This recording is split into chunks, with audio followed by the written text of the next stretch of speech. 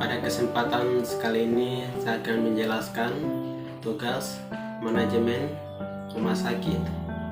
Perkenalkan, nama saya Erminus Kogoya, NIM 2019 07 10 14 296, kelas reguler AKK, jurusan Kesehatan Masyarakat. Manajemen Puskesmas Sumber Daya Manusia. Pengertian dan fungsi sumber daya manusia, buka kurung SDM, tutup kurung, merupakan pengeluaran utama organisasi dalam menjalankan bisnis.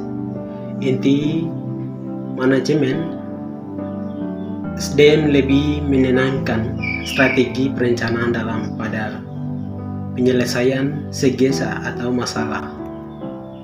Bagian A, peran penting manajemen sumber daya manusia. Pengelolaan SDM adalah faktor sentral dalam suatu organisasi.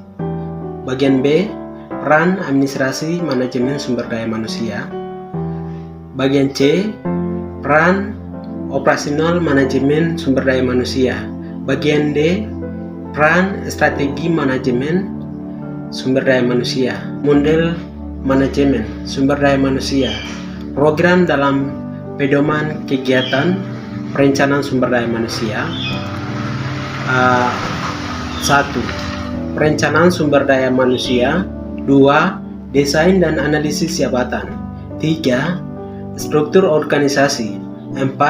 Input atau output rekrutmen. 5. Seleksi. 6. Penempatan. Transformasi, proses mediasi. Output proses penilaian kinerja dalam evaluasi program strategi, produktivitas, pagan tujuan, dan aktivitas sumber daya manusia. Manajemen sumber daya manusia, seleksi, perkembangan, pemeliharaan.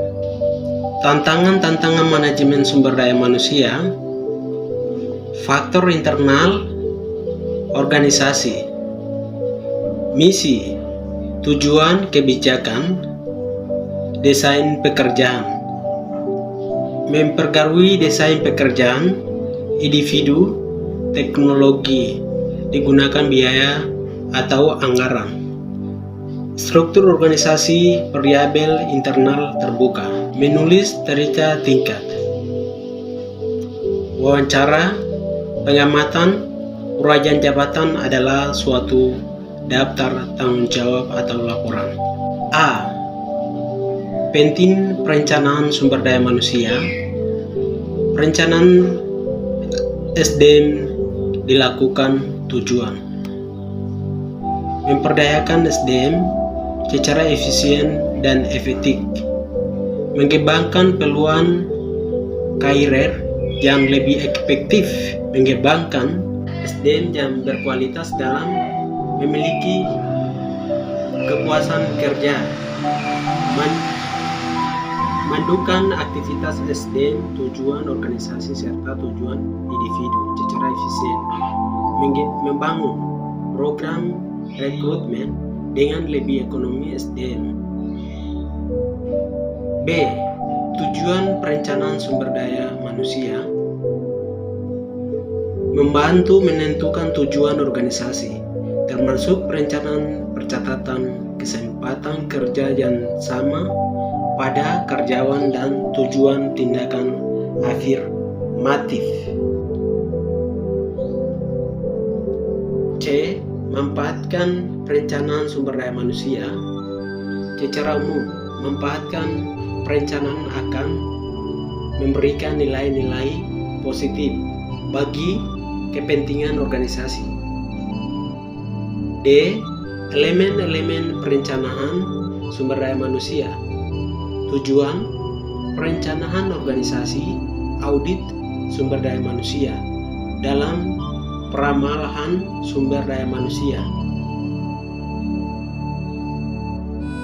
Analisis sumber daya manusia.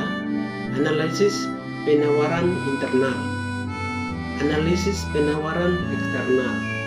Analisis sumber daya manusia adalah tujuan untuk memenuhi penawaran sebanyak mungkin calon-calon karyawan, sehingga organisasi memiliki lebih besar. 1. Kendala dalam proses rekrutmen. 2. Sumber daya manusia, rekrutmen internal dan eksternal. 3. Tujuan seleksi dan proses seleksi. 4. Pengambilan keputusan. 5. Pelatihan dan pengembangan. Manajemen fungsi administrasi. 6. PLSM. Money, man, material, metode, market, machinery. Sekian dan terima kasih.